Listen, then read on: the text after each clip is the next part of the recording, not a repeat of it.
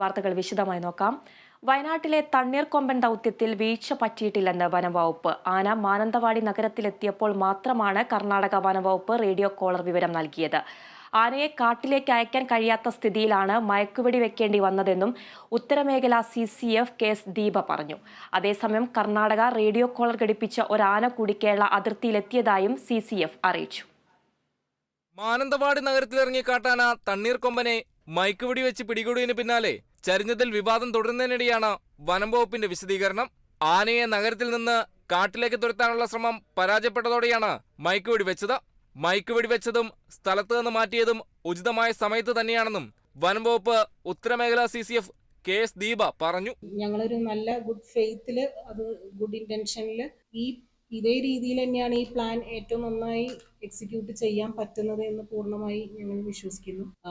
ഇതിൽ നമ്മൾ ഒരു ഏകദേശം അതിനെ ഡാർട്ട് ചെയ്തത് ഈവനിങ് ടൈമിലാണ്. ഈവനിങ് ടൈം ആപ്റ്റ് ആയിട്ടുള്ള ടൈം തന്നെയാണ്. ടെമ്പറേച്ചറും എല്ലാ കാര്യങ്ങളും നോക്കും. അതിനെ നമ്മൾ പിന്നീട് ട്രാൻസ്പോർട്ട് ചെയ്യാനും ഏറ്റവും ബെസ്റ്റ് ടൈം എന്ന് പറയുന്നത് നൈറ്റ് ടൈം തന്നെയാണ്. നൈറ്റ് ടൈമിലാണ് ട്രാൻസ്പോർട്ട് ചെയ്യുന്ന സമയത്തും ഒരു സെമി സെഡേഷൻ മോഡിൽ തന്നെയാണ് ട്രാൻസ്പോർട്ട് ചെയ്യേണ്ടത്. മുൻപരിചയമില്ലാത്തയാളാണ് മയക്കുവെടി വെച്ചതെന്ന ആരോപണവും വനം വകുപ്പ് തള്ളുന്നു. അനിമൽ അനാട്ടമി അറിയുന്ന ഡോക്ടർ പറയുന്ന സ്ഥലത്ത് വെക്കാൻ കഴിയുന്ന ഉന്നമുള്ള അനുഭവമുള്ള ഒരാൾക്ക് വെടിവെക്കാം. മയക്കുവെടിയുടെ ഡോസ് കൂടിയതാണെങ്കിൽ വളരെ പെട്ടെന്ന് തന്നെ ആനയ്ക്ക് പ്രശ്നം ഉണ്ടാവുകയും കൊഴിഞ്ഞു വീഴുകയും ചെയ്യുമായിരുന്നു. മയക്കുവെടിക്ക് ശേഷവും ആന അതിജീവിച്ചത് ഡോസ് അധികമല്ലെന്നതിന് തെളിവാണെന്നും CCF പറഞ്ഞു. അതിനിടെ കർണാടക വനം വകുപ്പ് പിടികൂടി റേഡിയോ കോളർ ഘടിപ്പിച്ച ഒരാന കൂടി വയനാട് വനാതിർത്തിയിലെത്തിയതായി വനം വകുപ്പ് അറിയിച്ചു.